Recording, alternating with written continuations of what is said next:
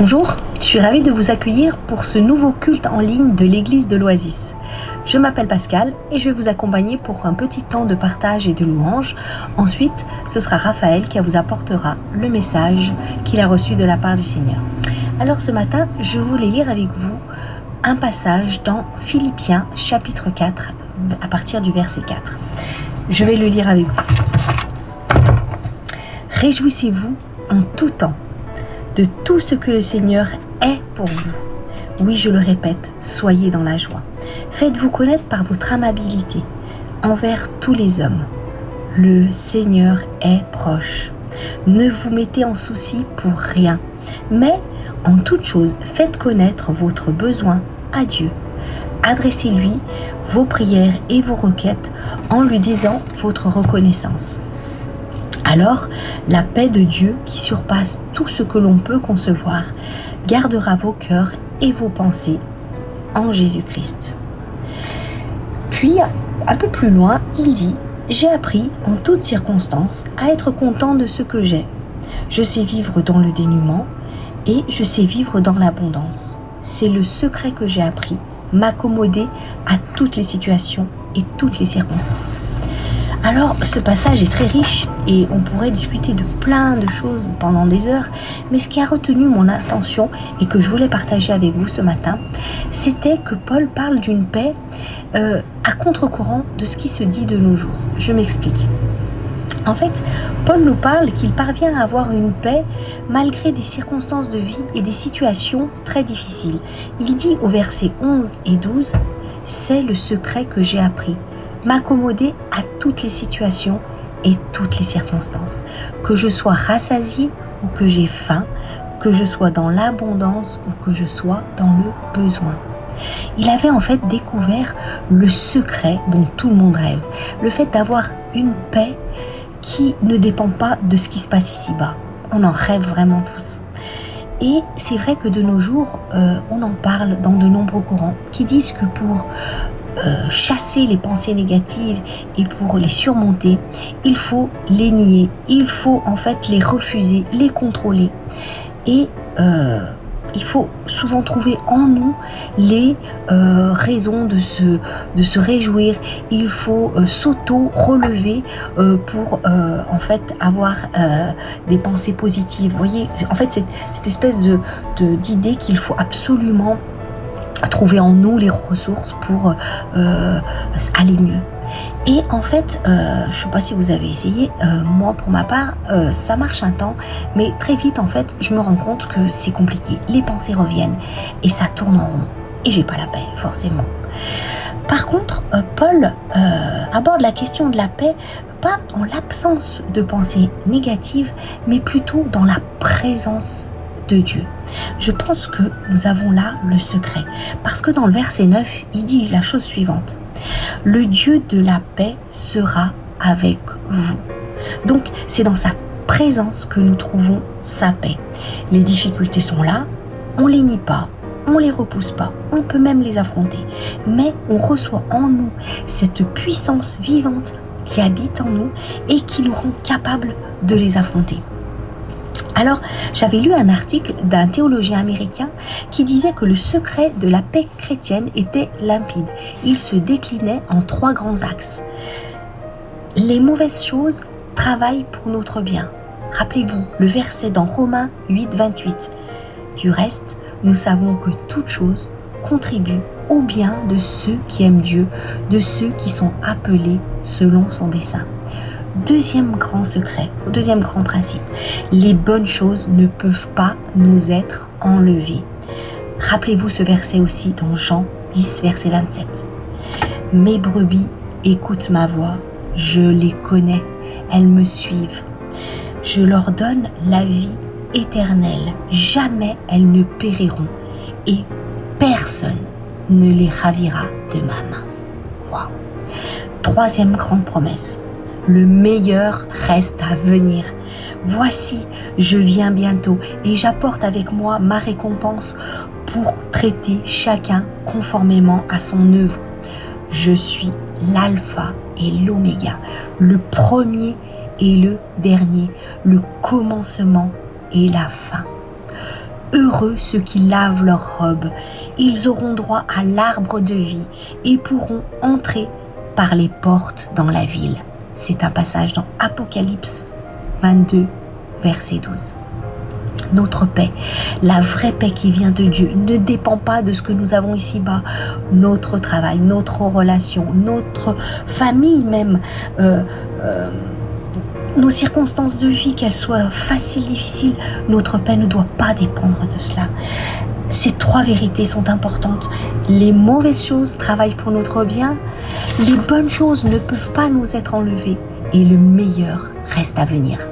Alors, je prie pour que le Seigneur nous accorde sa grâce aujourd'hui encore et pour l'avenir, de nous accrocher à cette vérité et que celle-ci ne soit pas juste mentale, que ce soit vraiment quelque chose qui soit vécu dans notre être, dans notre cœur, dans notre âme au plus profond, pour que ça devienne vraiment une réalité et que le Seigneur puisse être honoré par la confiance totale que nous lui portons parce qu'il est digne.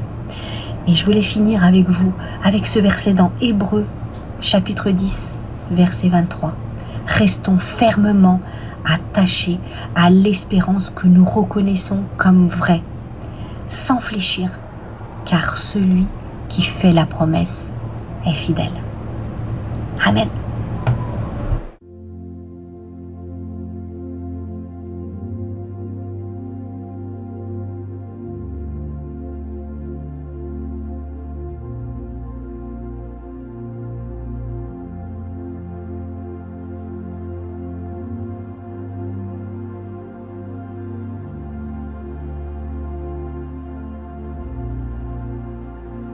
Dieu est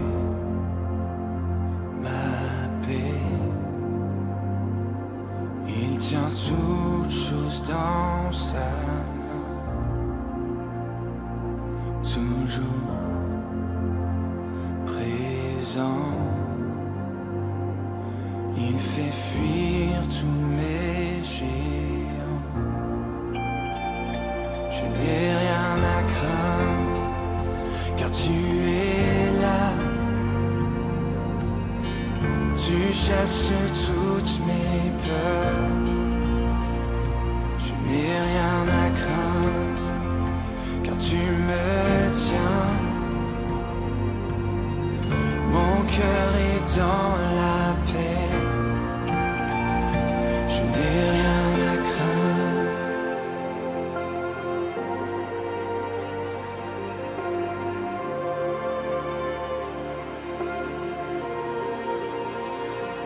Dieu est fidèle, tout ce qu'il dit s'accomplit dans son repos. Ma foi s'aligne à sa grâce, je n'ai rien à craindre, car tu es là, tu chasses toutes mes peurs, je n'ai rien à craindre, car tu me tiens, mon cœur est dans la paix, je n'ai rien à craindre.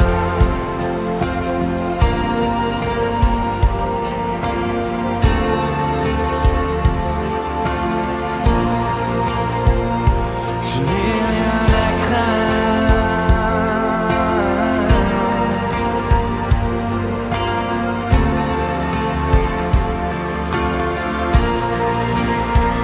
Oui, le bonheur et la grâce m'accompagnent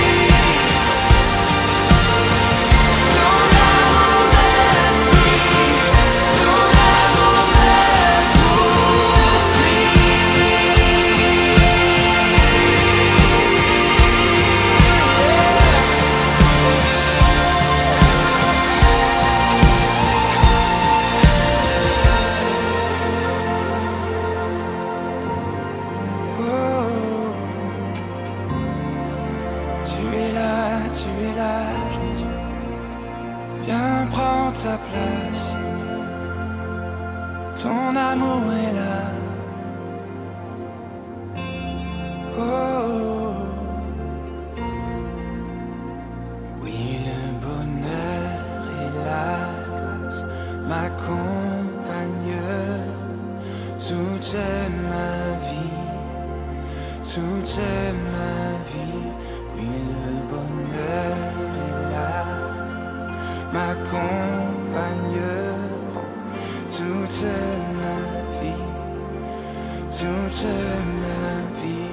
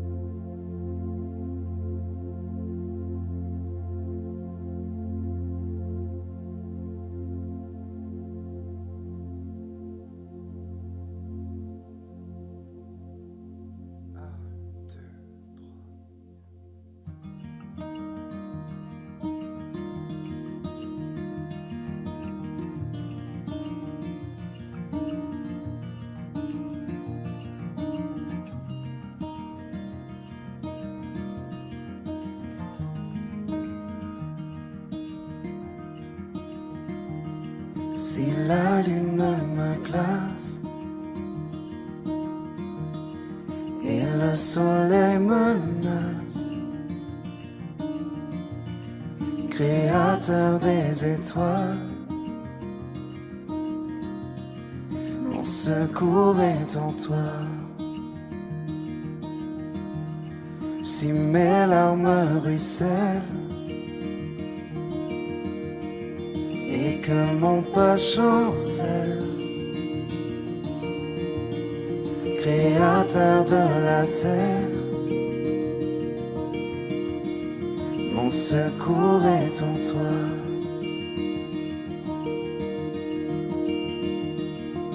Je lève les yeux vers les hauts sommets. Toi seul est mon Dieu. Je proclamerai. Toi seul est ma force. Toi seul me restaure, mon secours est en toi.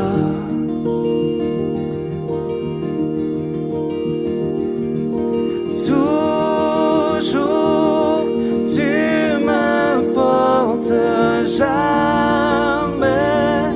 tu ne dors, mon secours est en toi.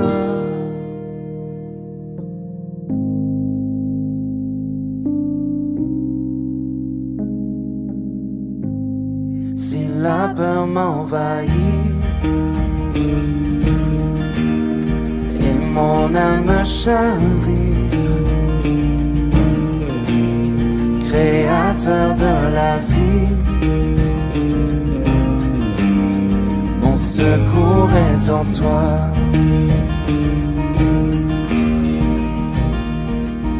Je lève les yeux vers les hauts sommets. Toi seul est mon Dieu. Je proclamerai. Toi seul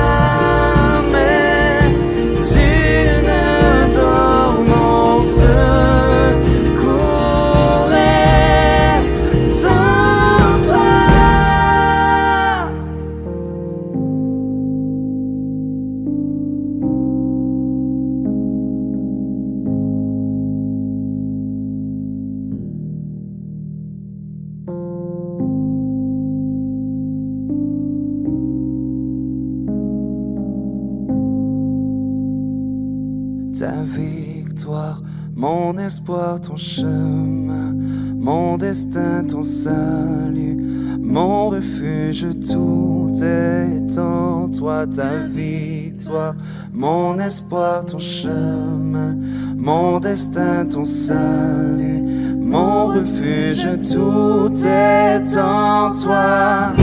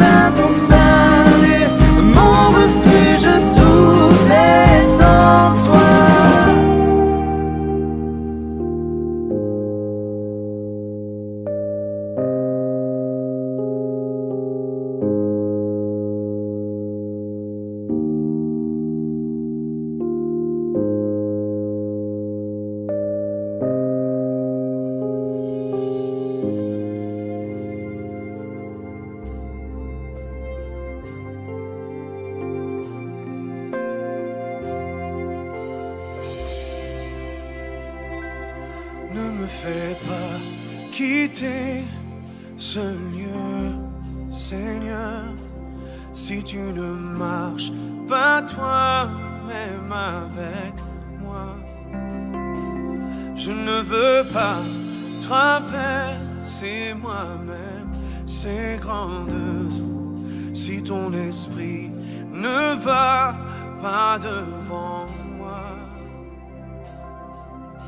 Car là où est le maître, c'est là que je veux être. J'ai déposé ma vie sur l'autel. Oui, là où est le maître, c'est là que je veux être. Je choisis les richesses éternelles.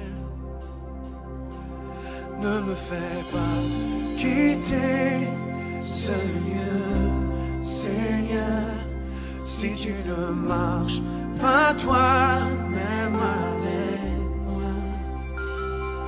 Je ne veux pas traverser moi-même ces grandes eaux si ton esprit ne va pas devant moi. Car là où est le maître, c'est là que je veux être. J'ai déposé ma vie sur l'autel. Oui, là où est le maître, oh. C'est là que je veux être. Je choisis les richesses éternelles. Là où la route ne peut détruire, où le voleur ne peut percer.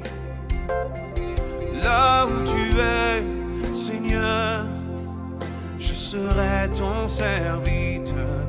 À tes pieds, je dépose ma vie. Là où est le maître, c'est là que je veux être. J'ai déposé ma vie sur l'autel. Oui, là où est le maître, là aussi sera son serviteur. Je choisis les trésors dans le ciel éternel. Là où est le maître, là aussi sera son serviteur. Je choisis les trésors dans le ciel. Oh Jésus, oui, là où est le maître, c'est là que je veux être.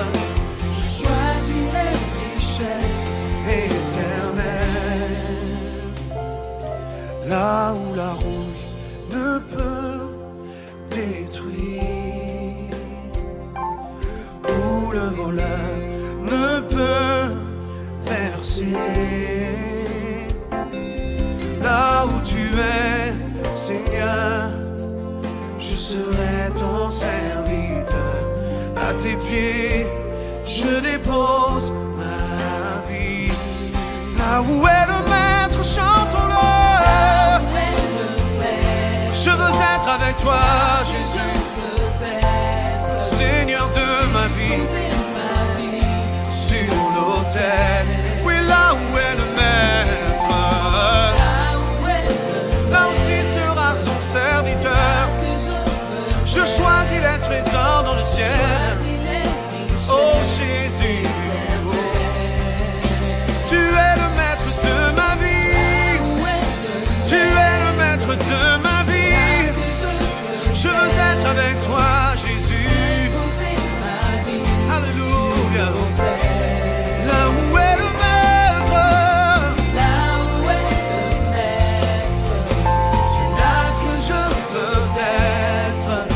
Je choisis les richesses éternelles. Là où la rouille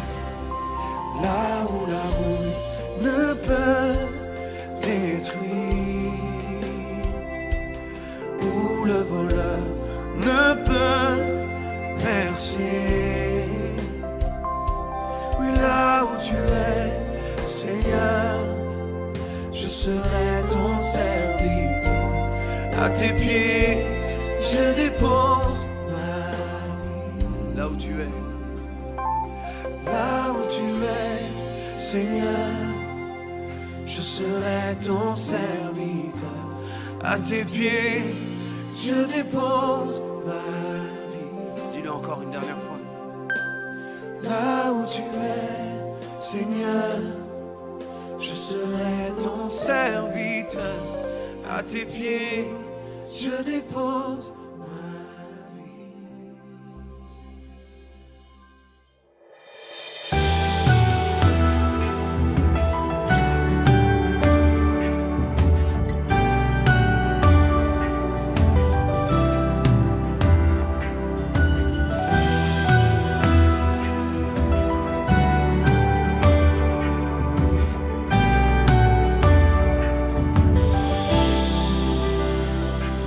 Si je cachais quoi que ce soit, tu le verrais, tu le saurais, rien ne t'est caché. Si mes lèvres honoraient ton nom, mais que mon cœur était éloigné, tu n'y prendrais pas plaisir. Ce que tu cherches va bien au-delà des mots, va bien au-delà des chants. C'est une vie qui t'est entièrement consacrée dans le secret. Quand les hommes ne me voient plus, quand j'ai devancé l'aurore, je veux tout laisser jusqu'à avoir un cœur d'adorateur, un cœur d'adorateur, un cœur d'adorateur, un cœur d'adorateur, un cœur qui te désire, un cœur qui te recherche, un cœur qui s'humilie, un cœur d'adorateur. Si je criais devant les foules, mais que ma voix était inconnue dans ton palais, les genoux pliés devant toi, les mains levées, tu sais reconnaître le vrai du paraître. Ce que tu cherches va bien au-delà des titres. Moi je veux danser comme David et paraître encore plus vite que cela m'a baissé à mes yeux.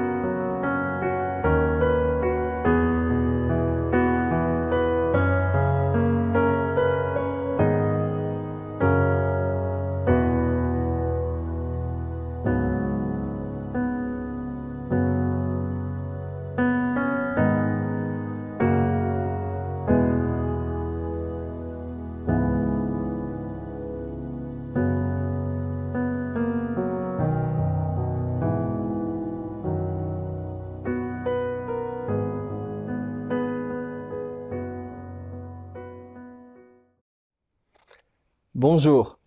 On démarre ce matin une série de messages sur le livre de Habakkuk. Je continuerai ces prédications dans les mois qui viennent. Quand je dis Habakkuk, vous vous dites peut-être Abba quoi?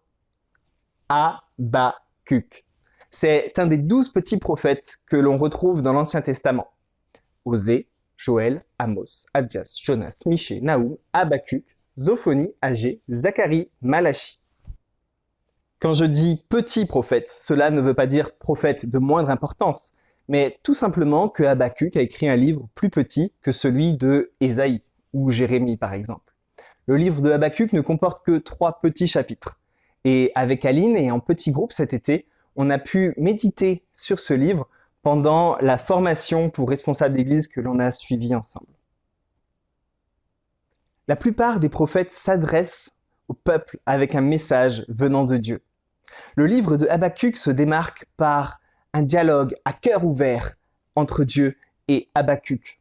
On a parfois l'impression de lire un psaume, mais il s'agit bien là d'un texte prophétique. L'invasion du royaume du Sud est imminente. Voilà plus d'1 siècle que le royaume du Nord, Israël, a été pris par les Assyriens. Ce sont les Babyloniens qui vont bientôt renverser l'empire assyrien et qui sont aux portes du royaume de Juda. Souvent, les prophètes annoncent une repentance possible, un renversement de situation, mais là, il est déjà trop tard.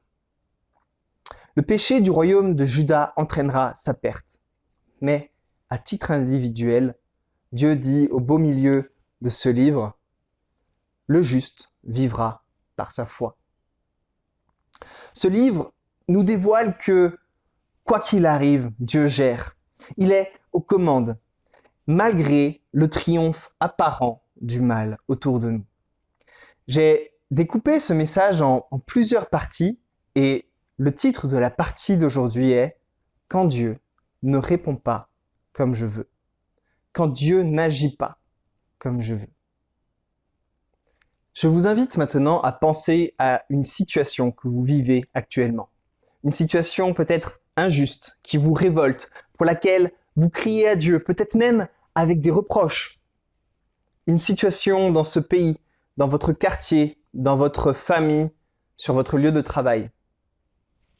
C'est bon, vous l'avez? Lisons maintenant Habakkuk, chapitre 1, les versets 1 à 11. Les 4 premiers versets correspondent à cette première plainte d'Habakkuk à Dieu et les versets 5 à 11 sont la réponse de Dieu à Habakkuk pour cette première plainte. Lisons ensemble. Message dont le prophète Habakkuk a eu la vision. Jusqu'à quand, Éternel, vais-je crier à toi? Tu n'écoutes pas. J'ai crié vers toi pour dénoncer la violence, mais tu ne secours pas.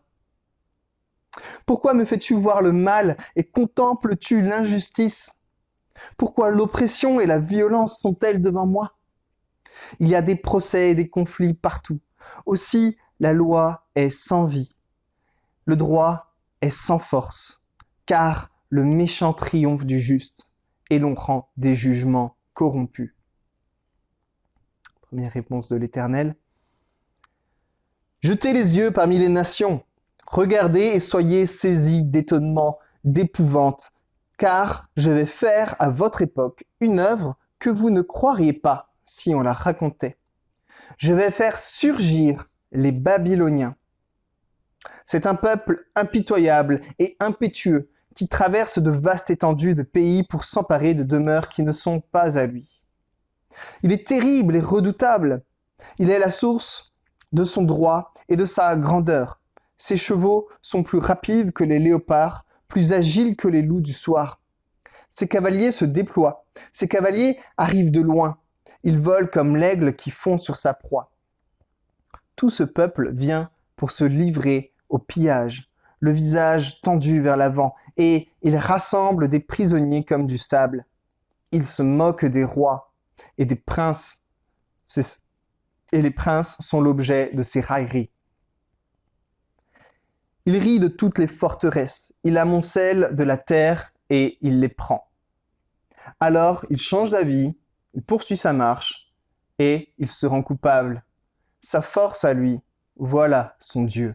Habakkuk en a marre de la violence autour de lui. Il n'en peut plus de ces faits divers, de la délinquance dans les quartiers, du non-respect de la loi, des escrocs qui s'en sortent sans embrouille et des pots de vin qui tordent la justice. Il crie à Dieu dans son désespoir. Il veut que les choses changent. Il veut que justice soit faite. Mais quelle surprise quand Dieu répond.